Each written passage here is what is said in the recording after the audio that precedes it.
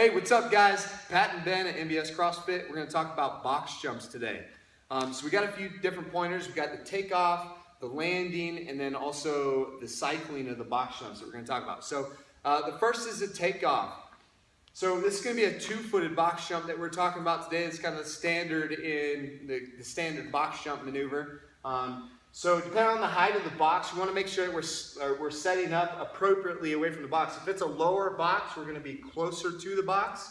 But with this 24-inch box, Ben's going to be about right there. If it was a larger box, 40-inch box or something, Ben would be stepped a little bit further back. Okay, so that's point number one. Point number two is that we're going to be nice and tight in the core. It's going to be something that you have to think about when you're first beginning, but the more you do it, you get used to just holding that belly tight. All through the head even, we want our head neutral to our spine. As Ben throws his hips down and back and then extends them forward for his jump, he's just going to want to make sure that all this is held tight. And then the third thing in our takeoff here is, you just saw it, is Ben was throwing his arms back. By throwing his arms back and then bringing them forward, that's going to give him extra momentum to launch his body up and on top of the box. So that's kind of our takeoff.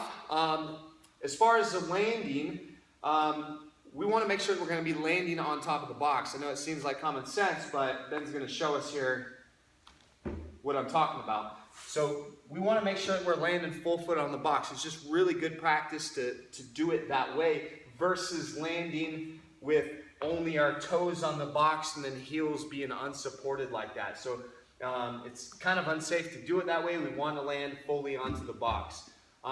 Also, Ben is going to land nice and soft, catching himself into his knees and into his hips. So he's in a partial squat, absorbing the impact of the landing there.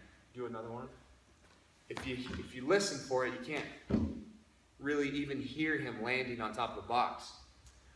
And the final point here in our landing is that we want to jump off and we actually want to land high. We want to land nearly as high as possible because that is going to be the most efficient box jump. Opposite to that would be landing low,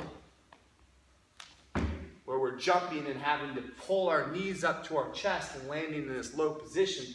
Ben's actually making it look a lot better than most people do. Most people tuck their pelvis under around their back, and then they have to do this kind of really ugly looking squat to stand out, because the finish of the box jump is right here where we have our hips and knees open.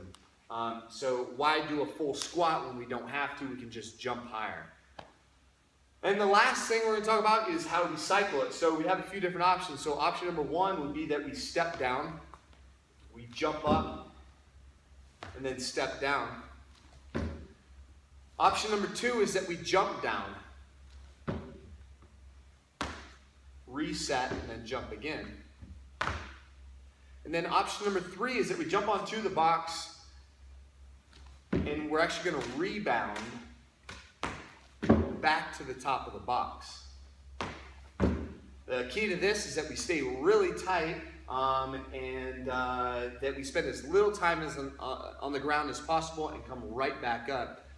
This is the most advanced and fastest version of the box jump, but people want to make sure that they get enough plyometrics in and conditioning in, get conditioned to it before they do too many of them. So those are some points for the takeoff, the landing, and then how to cycle the box jump. Hopefully it makes you do them a whole lot better. All right.